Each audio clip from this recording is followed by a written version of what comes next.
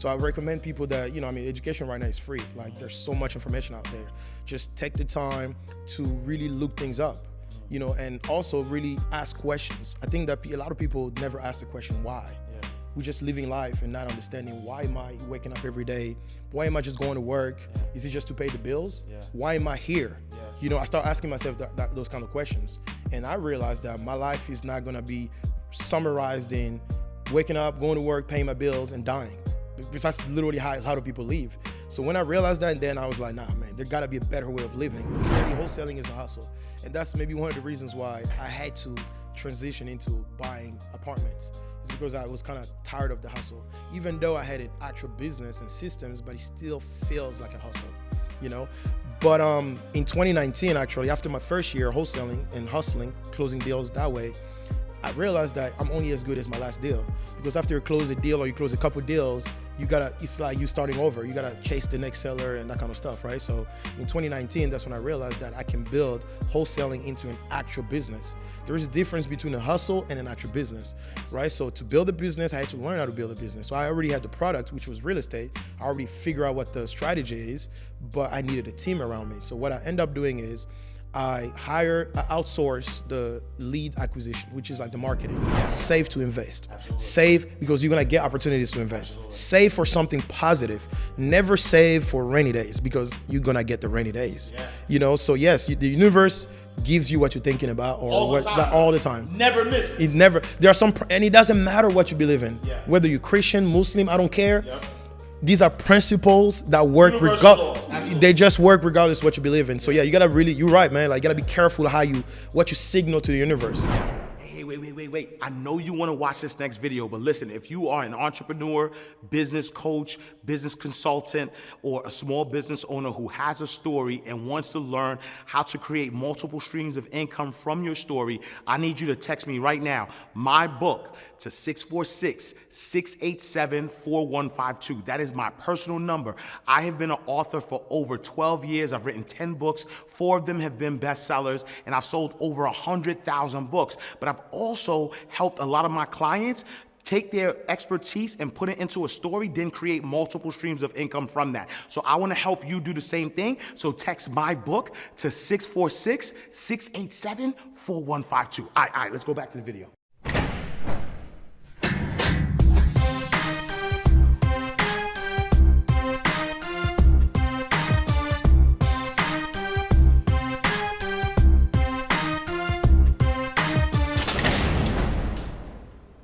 All right, so welcome to another awesome episode of Inside the Vault with Ash Cash, the greatest money mindset show on the planet.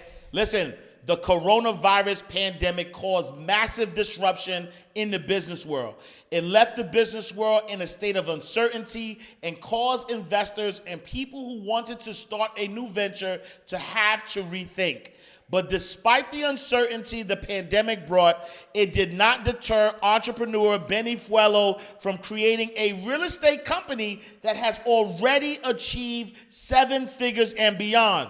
Born in Congo and moved to the United States after graduating high school, not knowing any English, and still worked his way to building a multi-million-dollar real estate empire.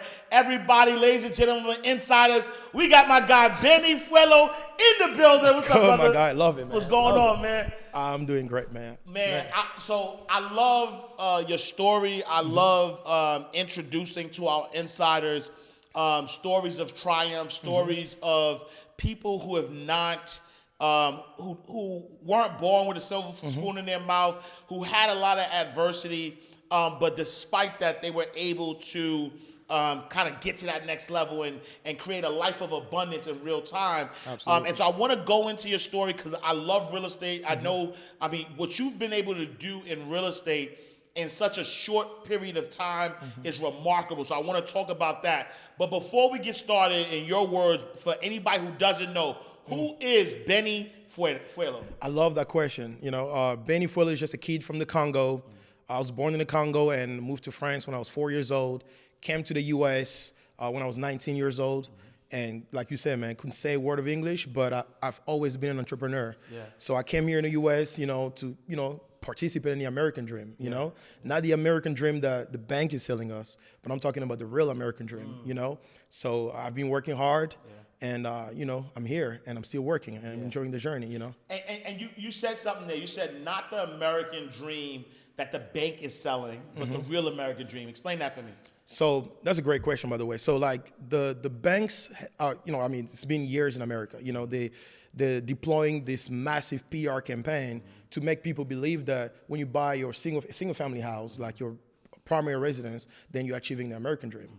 You know, but that's the biggest lie, because in reality, if you under mortgage right now, you end up paying double the value of the house in 30 years. So only the bank is really benefiting from it. You know, so I'm the guy that really want to tell people, like, hey, look, you need to invest your money first before you actually buy your primary residence, because in fact, it's really a liability. Wow. You know, it has its advantages. Clearly, you can have some equity and you can, you know, you can borrow against it to invest, but really, you got to invest first. Yeah. You know, make sure that your investments are paying for your primary residence and any other liability for that matter. Yeah. So yes, that's what I mean, you know? And I see, and it's tough, right? Yeah. Because as you know, I was a banker for 15 years, and that was the dream that we sold people, right? We sold people on this dream of you work hard, you make money, and then you buy a house, right? And then you're living in this beautiful house, but now you almost created a jail for yourself, right? Because now you have these responsibilities. You have this home, right? This single family home. You now, you know, if you decide to get married, if you decide to have kids, you now are raising your kids in this home. But now you're in jail almost to this job, because if you outgrow the job, you can never go anywhere, because you have to start making this money in order to take care of this household. And so when I became an entrepreneur, I then realized that that doesn't make any sense. What makes sense is we need to, you know, change our relationship with money, where, you know, money should be working hard for us. And when you say invest first, it's really investing in something that sustains your lifestyle, so you don't have to depend on your physical labor. Absolutely. How did you get that mindset though, right? As somebody coming in, you know, fresh, you know, into the country, you don't speak English, you're being sold same way. I'm assuming you're being sold this American dream. How did you get to the point where you said, they're lying, this is a big PR stunt that the banks are using? I mean, it was through education, you know, like clearly, like you say, I was sold the same thing, and then I was aspiring to the same thing. I wanted to work hard, go to school, buy this house, and just work, you know, a career. I wanted to be an engineer. I wanted to be an industrial engineer. I was dreaming to work at Comcast, by the way, because I was employed at Comcast, and at some point, I wanted to stay there for 40 years and become an executive at some point. I mean, that's what I wanted, you know, but through education and trying a few things, and I just realized that it didn't make sense. So I recommend people that, you know, I mean, education right now is free. Like there's so much information out there. Just take the time to really look things up, you know, and also really ask questions. I think that a lot of people never ask the question, why? We're just living life and not understanding, why am I waking up every day? Why am I just going to work? Is it just to pay the bills? Why am I here? You know, I start asking myself those kind of questions. And I realized that my life is not going to be summarized in waking up, going to work, paying my bills, and dying. Because that's literally how do people live. So when I realized that, then I was like, nah, man, there got to be a better way of living, you know, and through investing. And that's, you know, that's essentially how I make the shift in my life. And so take us to the end, right? Meaning, where are you today from a real estate investment perspective? Talk to me about your portfolio. So right now I have 214 doors, multifamily. I heavily invest in multifamily. So now there are two legs or two verticals of my business. I have the single family part of my business and the multifamily part of my business. On the single family side, it's just quick flips. You know, I strategically buy some houses and flip them, resell them for a quick profit. It can be 50,000, 100,000, something like that.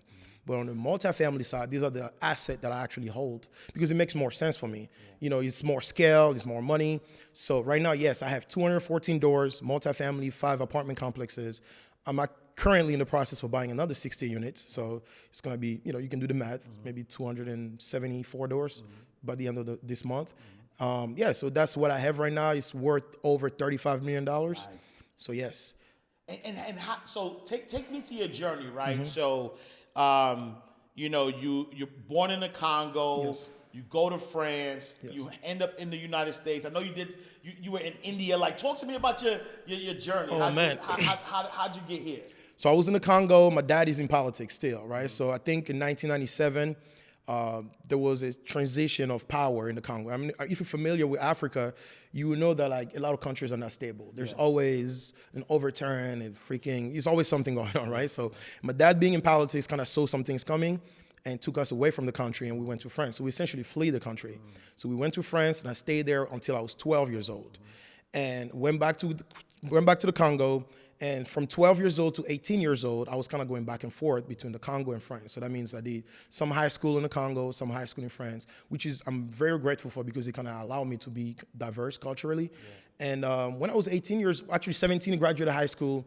So I knew at the time I won a lottery actually to come to the US, but I had to go through a process of being vetted, right? So when I was 17, I won the lottery, super random, which I'll tell you about, to come to the US. So right, I'm like, okay, do I go to college in France or do I just wait until I go to the US? So I had about 2 years to kind of like kill. Yeah. And one of my buddies is like, yo, bro, like let's just go to a country that we've never been before. And I told my dad, hey, I want to go somewhere.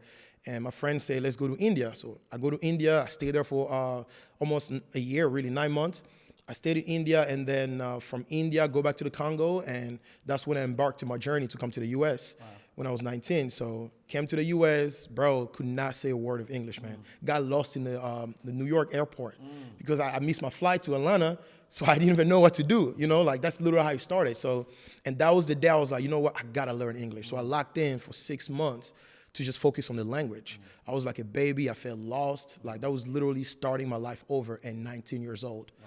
So I had to learn the language, and from there I went to school, and sky's the limit from there. Wow, and then from 19 to now, yes, you have amassed assets worth $35 million.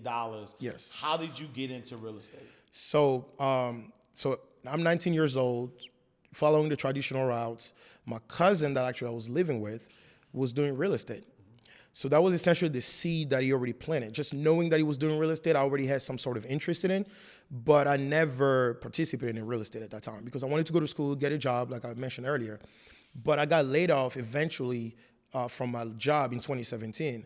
I was a high-performing salesman. I was doing everything right, but I still got laid off. And I was really pissed off. That's why I got into real estate. I was so pissed off at corporate America, and I was 24 years old at the time. I was so pissed off. I was like, you know what? I'm never working for anybody else. I made that promise to myself, and I had to kind of think about a few strategy, and I thought about my cousin, what he was doing in real estate, and I started YouTube University, researching a few strategies, and I came across wholesaling, which is essentially flipping contracts. You find a property for $100,000 and you find a cash buyer that's willing to pay $120,000 and you make $20,000, And that was like a low barrier to entry to the real estate business because I didn't need a lot of money. I didn't need my cash credit and all this stuff. So it made sense for me at the time because I got laid off. I have no money. So I started wholesaling in 2018. 3 months later, I closed my first deal. I made $50,000. Wow. And following 2 weeks, I closed another deal. I made $16,000. And that was real to me. I was like, you know what? I'm never looking back. And I wholesaled for 4 years and made a lot of money, man. Like in 2020 and 2021 during COVID, we made $4 million. Nice. So $2 million in 2020 and $2 million in 2021. From wholesaling? From wholesaling. Wow. At that point, I'm not even buying I'm not holding any assets other than, at that point, I probably had 2 houses, my primary residence and another house that I ended up selling anyway. So in 2022, that's when I realized, okay, I'm getting all this cash and I have all these connections. I need to start holding assets.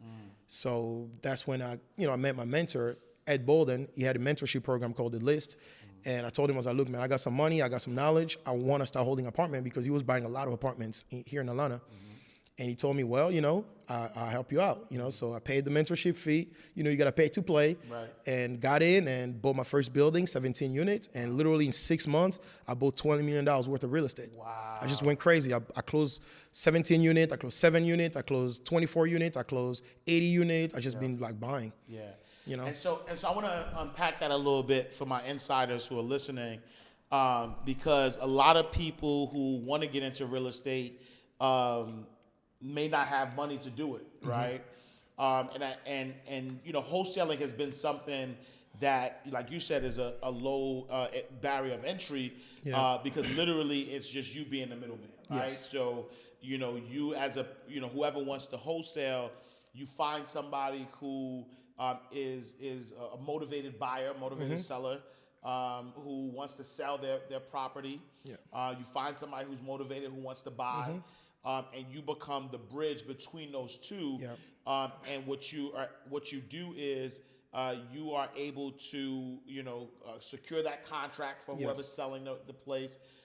You sell it, you know, you put your whatever your fee is on top of it, and now when you sell it or you assign the contract, you make you know, you make money from there, and that's powerful because not only were you know, you were able to become the middle person, but you also did it at such a high level that you were making millions of dollars, right, from that.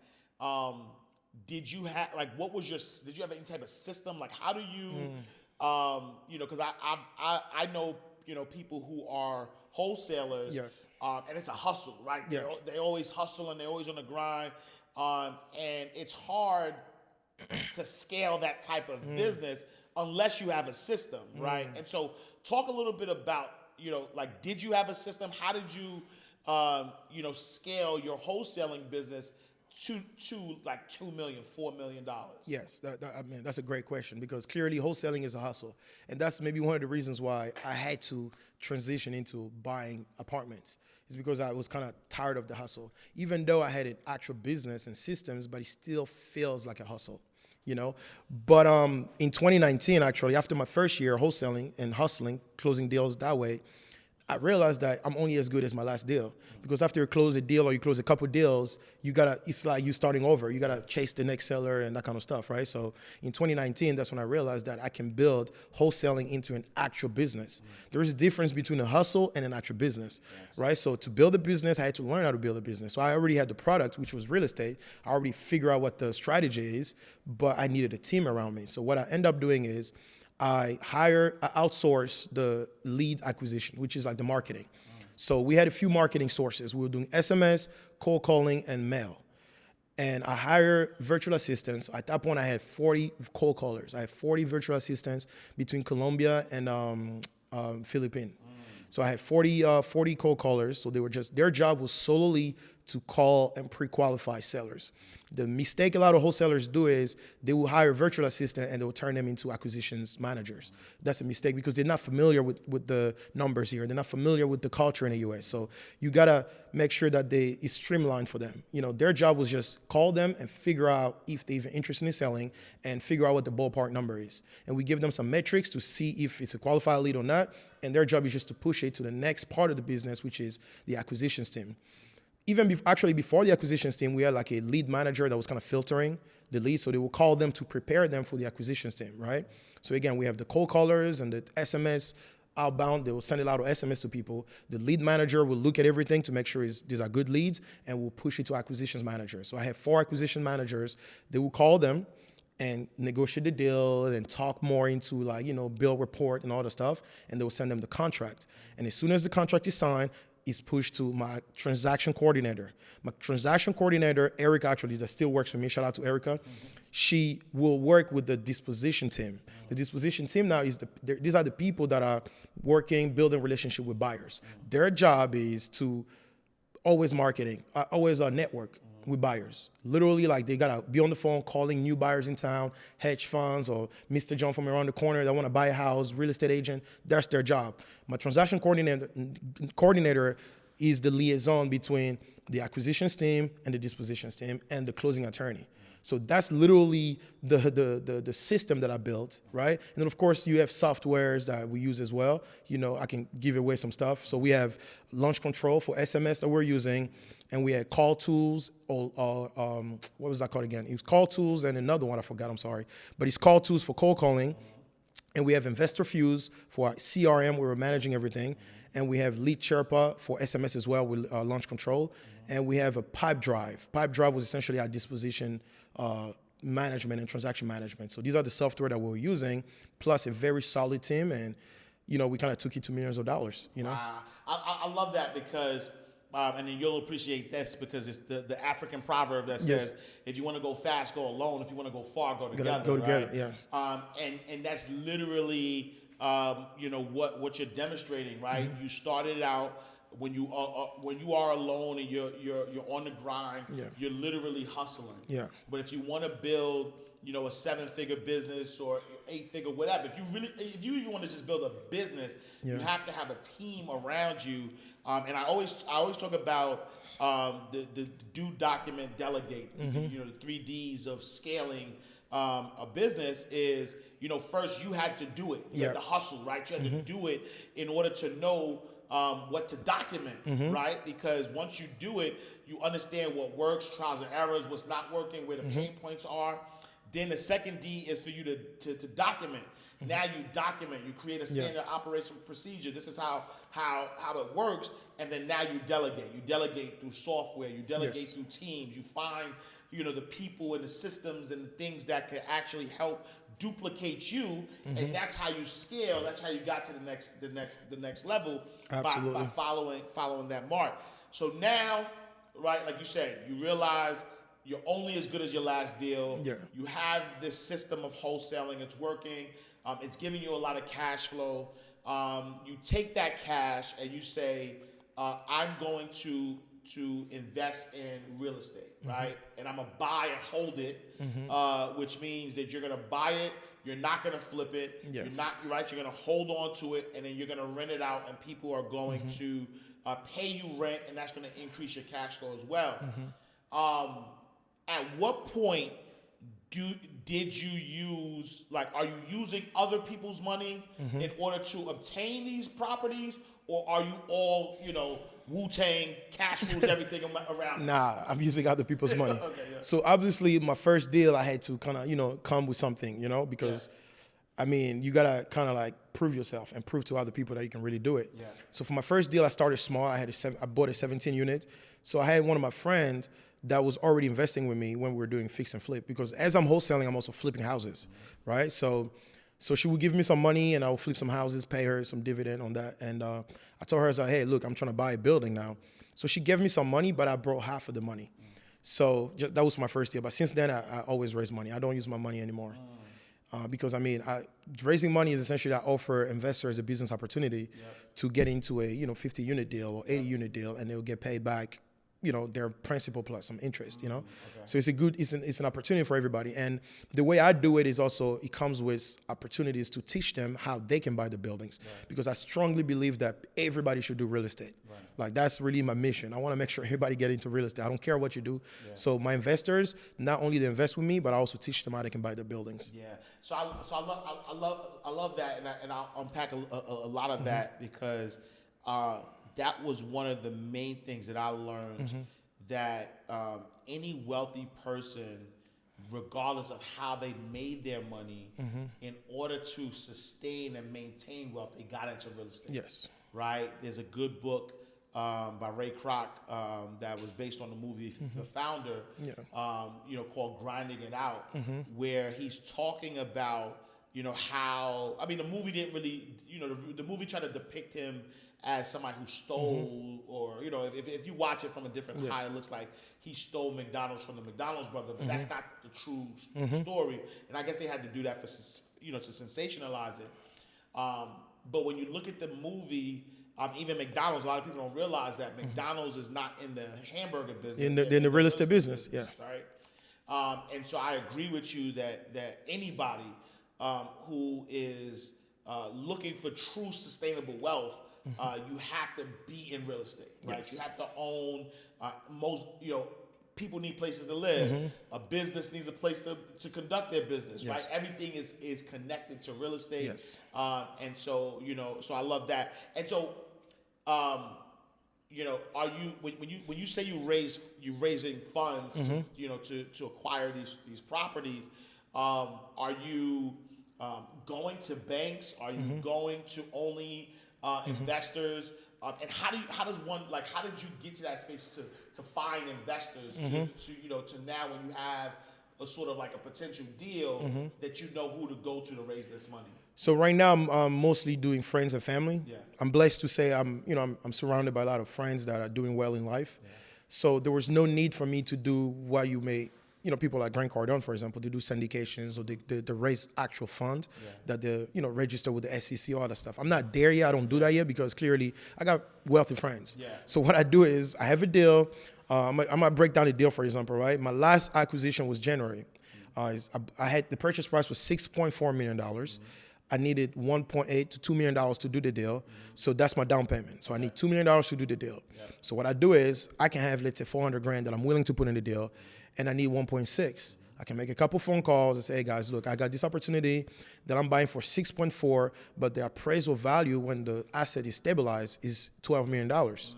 So we have all this equity upside on this deal that I'm willing to split with y'all in 2 years when I refinance for your money that you're gonna give me for the down payment.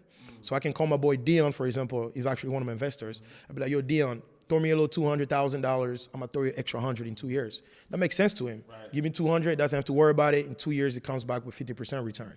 And the returns are aggressive because these are my friends and they're giving me all the money that I need. And when I refinance, I pull $3-4 million. We break bread and on to the next deal.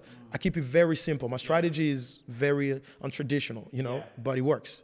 So, break this down for y'all, right? Yeah. Because I want people to understand, and from a psychological perspective, I always say that money isn't earned, money's created. Yes. Right. Because a lot of people, especially in our community, we're taught that we have to earn money, like we have to go and work and we have to do something in order for money to come to us. But abundance is your birthright. And you can actually create money. Yes. And so, if I understand correctly, right, and I just want to restate this deal, so our insiders could understand how Beni just literally created money and he created wealth for himself, right? So now there's an asset, right? This asset is being sold for $6.4 million, but the asset. When stabilized meaning you fix it up. So fix it up, or in this case, multifamily is like when we buy properties, I kind of left something out. The rent when I bought it was $900 per door.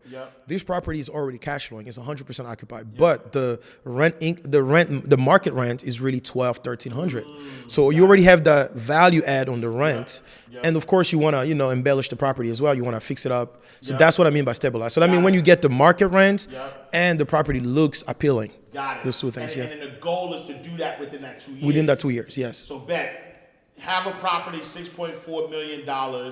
You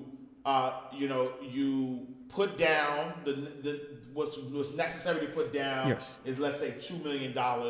You say, you know what, I want to have skin in the game. So I'm gonna put $400,000 of my money inside of this deal.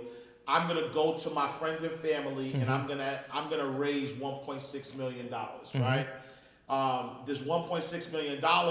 Everybody who gives me this 1.6, I tell them that I'll give them, I'll help them, I'll give them 50% on their money, right? 200,000, you get 100,000. You give me 300,000, I give you 150 back, right? So now that's the deal. So this 1.6 million that you get will probably, cost you, let's just say for number's sake, another $1 million, right? So now, within that 2 years, your goal is to stabilize this property, which is the rents. It's already cash flowing. You want to bring the rents up from $900 to $12-13 to about 12 or 13. You do that, you fix it up, and so within the 2 years, right, people are going to have leases that come up. People are going to move out. There are going to be things that cause this natural stabilization. So you don't got to kick nobody out. It's natural stabilization.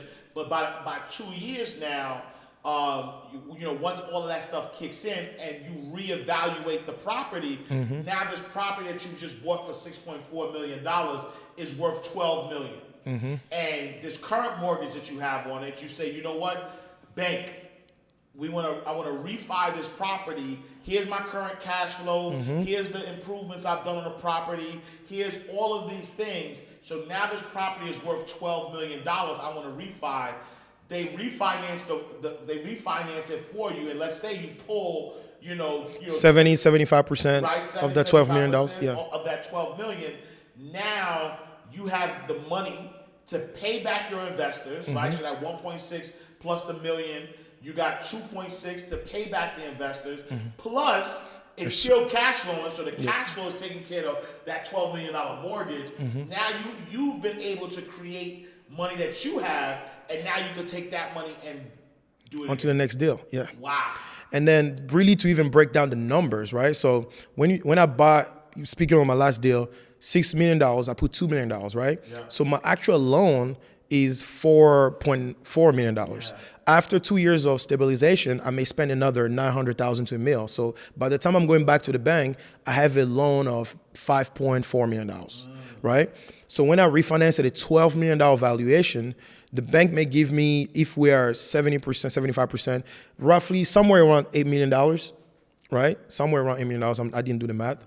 So I would take $8 million, pay off the first loan, right? The $5 million loan. Yeah. Now I have $3 million, pay my investors, and I have a couple $100,000 in cash onto the next deal. Wow. And that's if I really take 70%, but we got banks that can do 80% refinance. So that gives me more money. Yes. Now you own this asset. Now I own it. I have no more investors because I just bought them up. Yes. So now I cash flow. I got some more plays that I give you. Yeah. Now I'm cash flowing for a long time. And mind you, real estate is a cycle, right? Yeah. So this is just one refinance. In 10 years, I can refinance again because $12 million can go to $18 million. Yeah. So I can always refinance as long as the asset keep appreciating. Rent is only going up. Yeah. The demand for housing is always going to go up. Yeah. That's why you see in the city, they're building all these properties. So the value will always go up. So I can always refinance. Wow. Or if I don't want to keep refinancing, I want to pay it off. That's also an option because we can get into a principal and interest, mortgage when we refinance, and we're paying down the principal over time. And that's what makes sense because I don't have to pay it off. My son can pay it off, my family. That's when we get into that generational wealth stuff. A lot of wealthy people, man, like they buy real estate, they borrow against it, and they die. Right. That's what they do. So what they do is they'll buy real estate, kind of, using other people's money or their money. Buy, borrow, die. Buy, borrow, die. That's the wealth hack right there. Yeah. I'm about to explain that to you. So you buy real estate, right? You either use other people's money or your own money. That's one thing. And you stabilize the asset. You go back to the bank. You borrow against it, aka refinance, right? You borrow against it because you may have to pay people, or you may want to buy another property, right? So now you have this mortgage on the property that you have to pay, and then of course it's cash flowing, and you're cash flowing, and you're making money. But what you need to do at that point is you need to take a life insurance policy, right, of the value of the mortgage. So in using this example, right, on my last deal, I took out a term life insurance policy for $10 million, right? Because I know when the value is $12 million and I refinance, I'm going to probably have a debt of $8 million on the property. So let me put a life insurance policy on me for $10 million. So if anything happens to me in the meantime while I still have this mortgage, my life insurance policy will cash my family out $10 million, and my family will pay off this mortgage. Now they're going to have a property free and clear. So the way it works is this. You have a trust, right? You have a family trust where you establish everything, right? So you set up a trust and you give life insurance. And you make sure that your life insurance is in your trust. So that way, if anything happens to you, if you die or anything, your trust will be in charge of distributing the money as you said it with your family. So some cash goes to the family and some cash pays off the assets, And the beautiful thing about that strategy is that you never have to really pay off a debt when you're alive. Right. You can just keep borrowing against it and, reinvest your money and set your family up that when you 80 years old or 85 years old, we all know we're going to die. Two things are sure. We're going to all pay taxes and we're all going to die. Yeah. So we all know we're going to die. So we want to make sure that we take care of our families when we're here and when we're not here. Wow. So if I'm 90 years old and God calls me back, I know that I have multi-million-dollar life insurance policies, whether term or whole lives, that are going to pay off any debt that I had. Wow. And my family will inherit free and clear assets. Wow, that's a hack, right? Because I mean, I mean, this is not tax advice, but you say, you know, two things. You got to pay taxes. You're gonna die, but you don't pay taxes on debt. No, not at all. So even, you know, wow. So now all of this money that you borrow, like it's tax-free money. It's tax-free money. So you're taking tax-free money, reinvesting it, Wow. buying more assets, and so if you know, and then later when you die, it's paid off, Wow. and your family can just start the process over. Because remember, when it's paid off, they can either enjoy free and clear properties, or they can take it back to the bank, borrow, and that's literally generational wealth. That's how you do it. Borrow, die. You gotta buy, borrow, Buy, die. borrow, die. I love it. So take us to the adversity though, right?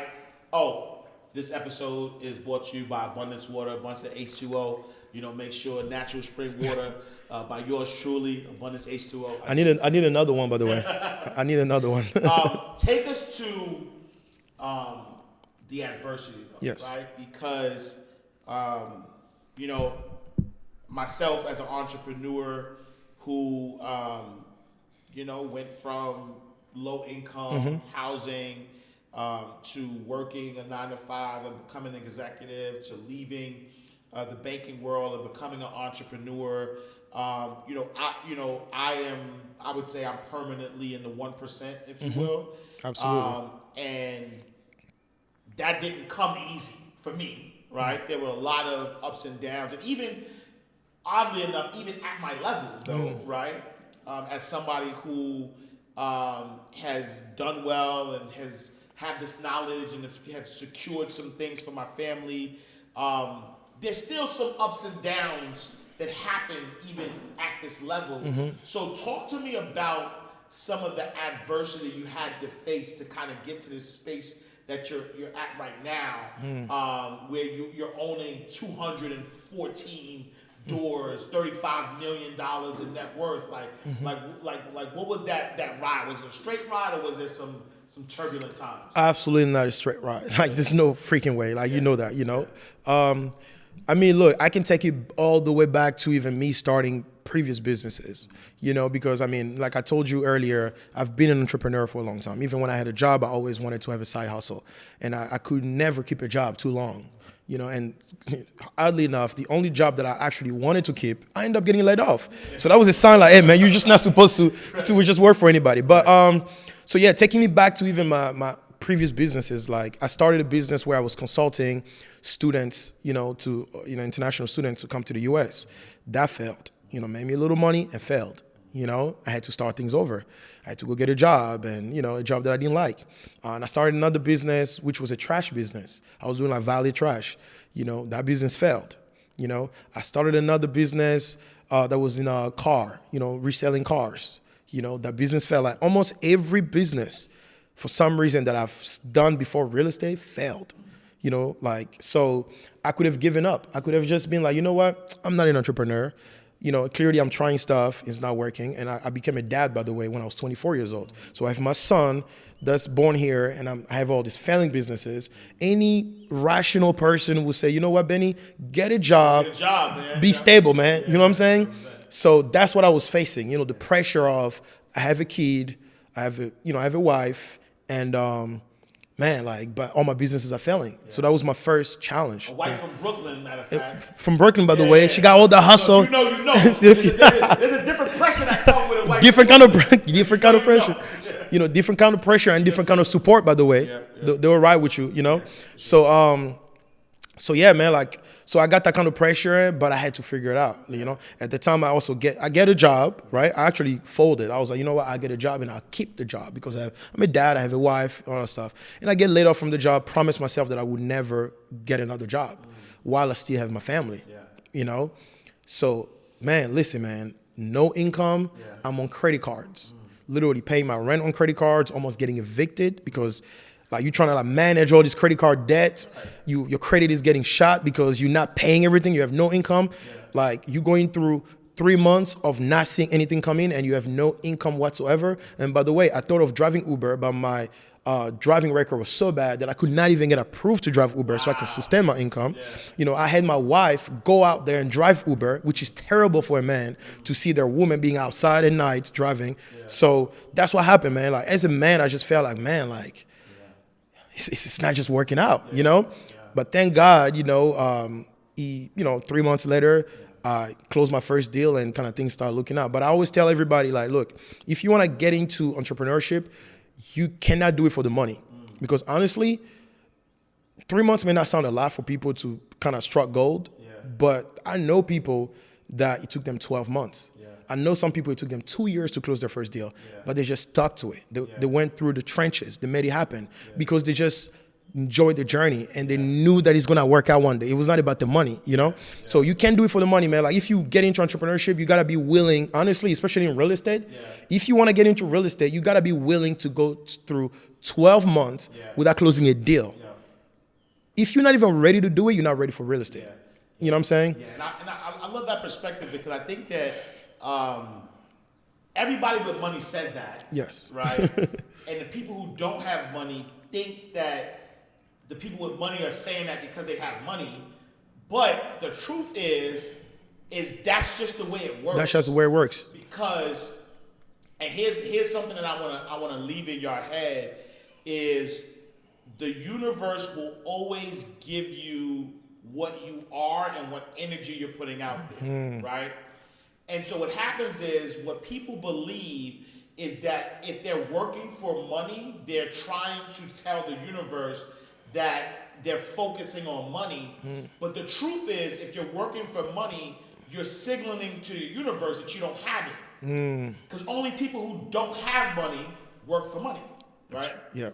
And so if you are working for money, it's because you don't have the money. And if you don't have the money, the universe is going to always give you more of who you are or what you're asking it for. And if you're asking for more money because you don't have it, then it's going to give you situations where you don't have money. Man, I love that, man. But when you forget, you know, you somebody who has money, I have money. When people have money, I say no to money all the time. Yes. Because I don't work for money. Yeah. I only do things that I want to do, and that's why I worked hard to get to this space so I could do things that I want to do. And because I only do things that I want to do and I'm signaling to the universe, I don't need money because I have it already. It always gives me more. More of it, yep. Right. You gotta enjoy what you do, man. You gotta enjoy the journey. And I like what you said because I was actually talking to my buddy. We had a conversation about something like this, man. I tell people, for example, right? And I like the universe signaling thing that you're saying. It's because, like, think about it. People that save for rainy days, for example. That's what happens. Rainy day comes. You're saving for rainy days, and you're gonna get rainy days. 100%. I always tell people, if you're saving, you gotta change your mindset. Save to invest. Absolutely. Save because you're gonna get opportunities to invest. Absolutely. Save for something positive. Never save for rainy days because you're gonna get the rainy days. You know, so yes, the universe gives you what you're thinking about or all the time. Never misses. It never. There are some, and it doesn't matter what you believe in. Whether you're Christian, Muslim, I don't care. These are principles that work regardless. They just work regardless of what you believe in. So you gotta really, you're right, man. Like you gotta be careful what you signal to the universe. What's your outlook of the word because it comes back to you for sure. And that's why I wanted to kind of like bring that up. I want to be clear because there are people watching right now who are literally fighting for their limitations, right? They're listening to your story, they're hearing your triumph, and in their head, they're finding an excuse or a reason why it wouldn't work for them. And guess what's going to happen? It's not going to work for them. Yes. The question you got to ask yourself now is, what if it works? Like, what's wrong with saying, hey, what if it works?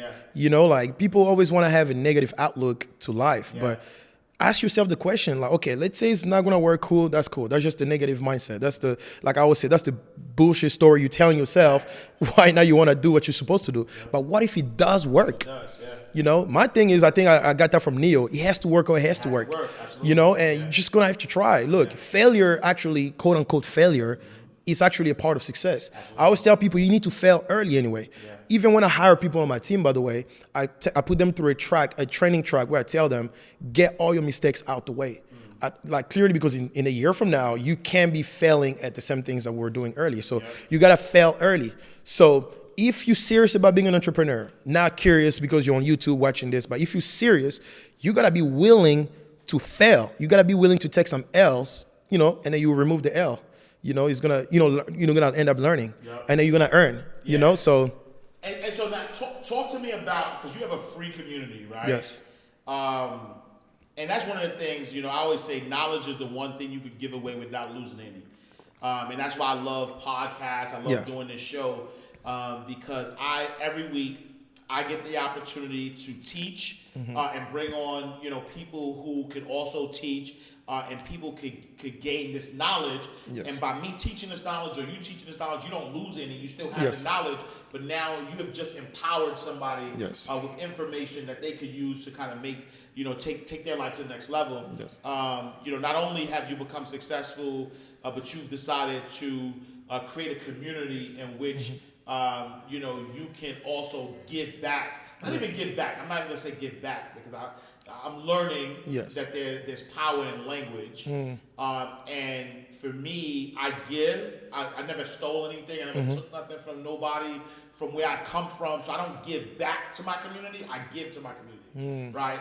And so you've been able to get to a space where you are giving, right? You're giving to your community, and you built a platform where it's a free community where people can learn. Talk about that community. So I created a community called the Real Estate Deal Makers. So essentially, it's a free community that people can join. It's a Discord group chat. People can join. We drop a lot of gems there. We have calls. We do Zoom calls and that kind of stuff. We just want to give. Like you said, give to the community. And so it's called the Real Estate Deal Makers because we want to teach people how to look at deals from different angles. Obviously not everybody have the same resources. Some people have more money than others. So we want to show all the avenues of real estate, from wholesaling, creative financing, fix and flipping, some syndications, and buying multifamily. So people will be exposed to all that, and even being a real estate agent. So you're going to be exposed to all that, and people decide which routes they want to take. Because you can only grow to what you're exposed to, to the level of exposure you have. So this is just a community. I put people in a room where they can just learn. So again, if you want to get tapped in, you can go to the realestatedealmakers.com/free chat, and you put your information and you get the invitation to join in. Powerful. And we're going to have the link in the description. Yes. And I like what you said, that you can only grow at the level of your exposure. Yes. What type of exposure, like how now at this level, right? Because there's always another level. Level, yes. Like when I was a 5-figure earner, there was a 6-figure level. When I became a 6-figure earner, it was 7-figure. I became an 8-figure like this. So even now, my personal focus is building real estate portfolio, but then also buying businesses, right? So I'm a big fan of Reginald Lewis, and I'm looking forward to doing a lot of like some mergers and acquisitions, and building net worth through buying businesses. And so even for me, there's a next level where I'm looking to have a $200 million valuation, if you will, right? What type of like who or how are you sharpening your axe? How are you making sure that you are keeping yourself like you're not the richest, right? Like you're in a space where you're being stretched to want to get to that next level. And what does that next level look like for you? Man, love all your questions, but I really love this question too. So for me, it's like it's really like being willing to pay to play. The biggest investment that I ever made is not real estate, it's myself. And I make that investment by allowing myself to be in certain rooms. And if it costs me $50,000, $20,000, $100,000, I don't care. But I want to be around people that are doing the things that I'm trying to achieve. And guys, I'm telling you, like, it's very powerful. Exposure is very powerful. Like, for example, I was doing real estate wholesaling, and I wanted to teach real estate.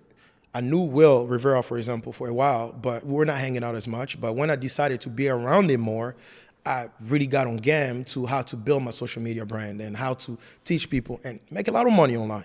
That was through that relationship because I was around him. By the way, that was my friend, but I paid him to teach me that. I could have taken advantage of the friendship, but I was like, look, man, when you pay attention. So I want to make sure I take this seriously.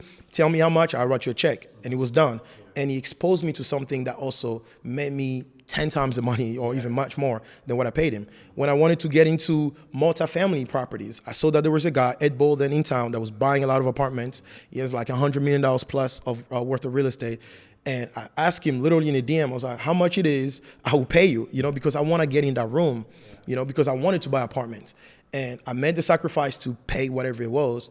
And I got in that room. And literally 2 months after being around him, I bought my first building. Because not only he exposed me to some secret lenders that do deals that you can't find on YouTube. Like, you really cannot YouTube and Google your way to wealth. There are certain things that people actually do that you're going to only get it if you pay them. Or you get in the same room as them. So that's that. And the next level for me, man, is really, I want $10,000, man. So now I need to be in the same room as Grant Cardone. I need to be in the same room with big real estate syndicators to figure out how they're structuring the deals so they can still be wealthy and, and own that many properties. So it comes down to just pay to play and get in a room. That's what it is, Yeah. No, I love it. And we literally have given the blueprint, right? Because, And talk, I do want to talk about the importance of starting from where you are.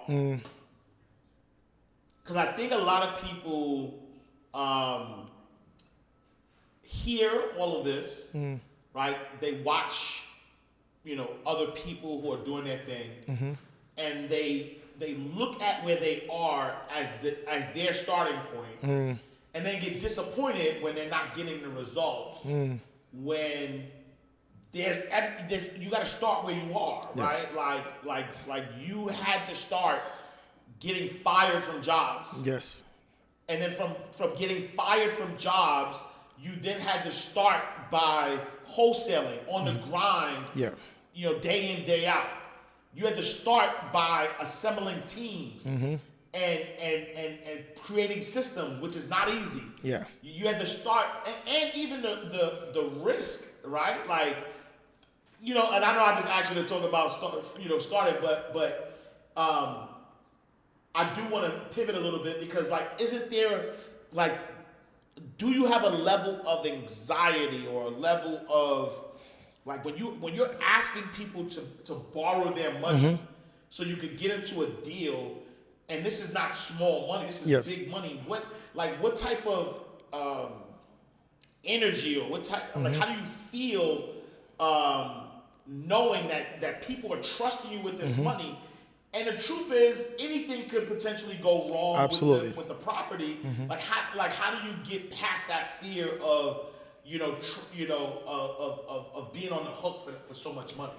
So I'm not a big fan of gambling, but I can definitely bet on myself. That's really what it comes down to. Like, I think that I'm crazy enough to even put myself in that kind of situation, So it's kind of like, I think Steve Jobs said it, stay crazy or stay foolish, stay hungry, something like that. So that's really what it comes to. Like, I think that I have a little crazy in me that just strongly believe that things are always going to work out.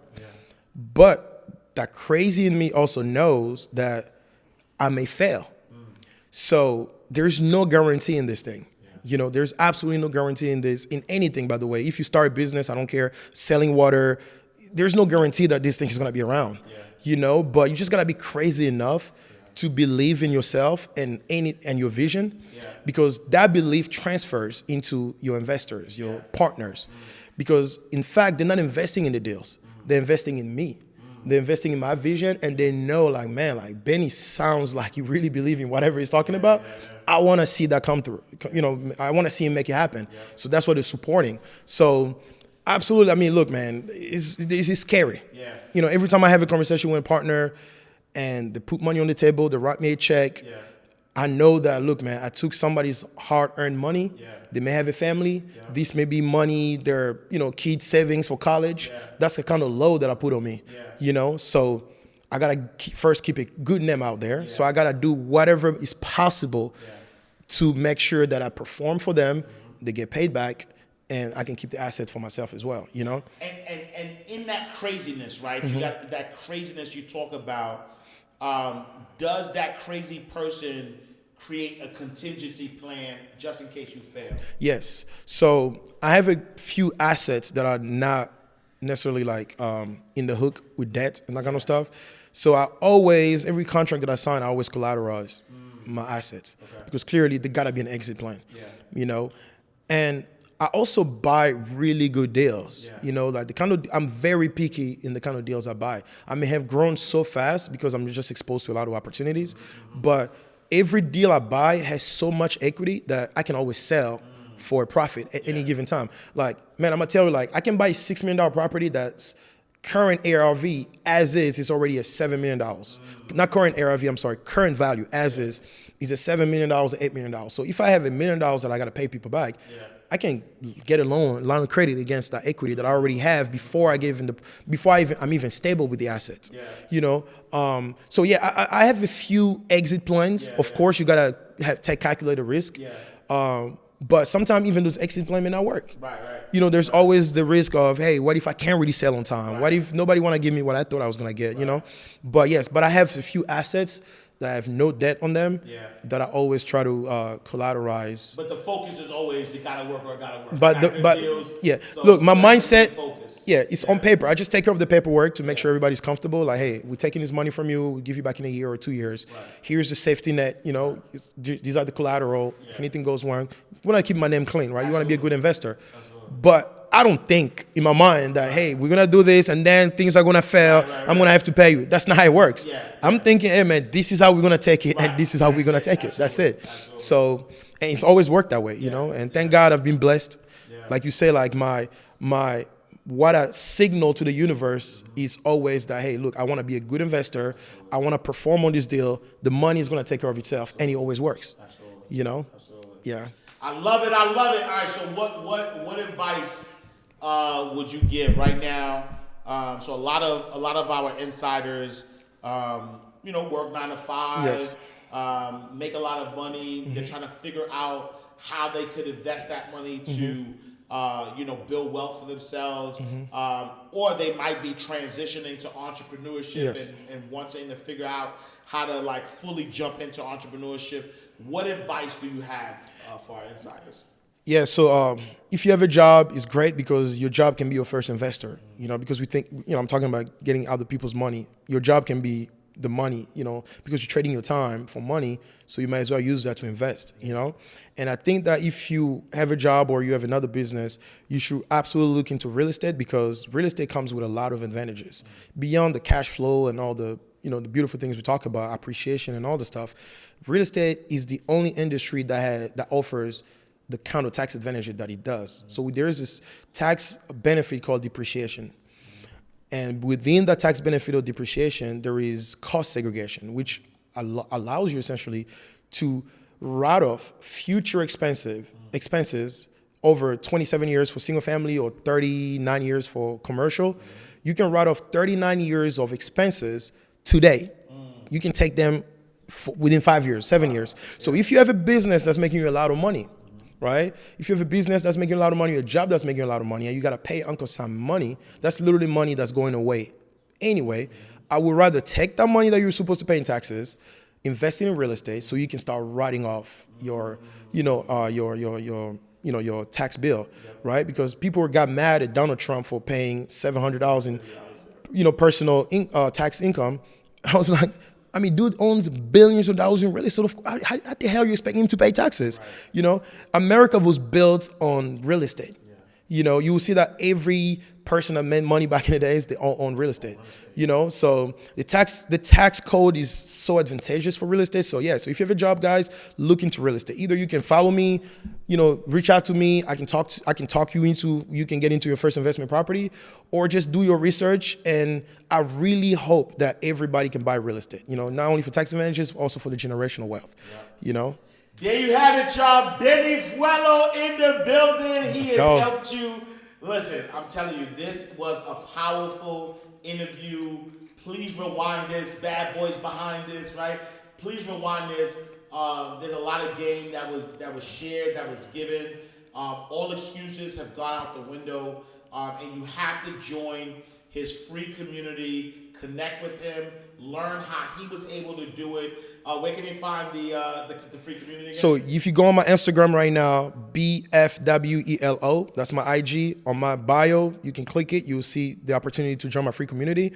Or you can simply go to realestatedealmakers.com/free chat. You get in there. This is no bullshit chat. You get in there. I'm there talking to you. We can chop it up, you know? All right, y'all. There you have it. Make sure you follow my guy, Beni Fwelo. We are closing out the vault. Another awesome episode of Inside the Vault with Ash Cash, the greatest money mindset show on the planet. Make sure you join us in the abundance community. We got some behind the scenes footage of Beni giving us some more gems that we did not talk about on the show. So make sure y'all go to join the abundance community, abundancecommunity.org.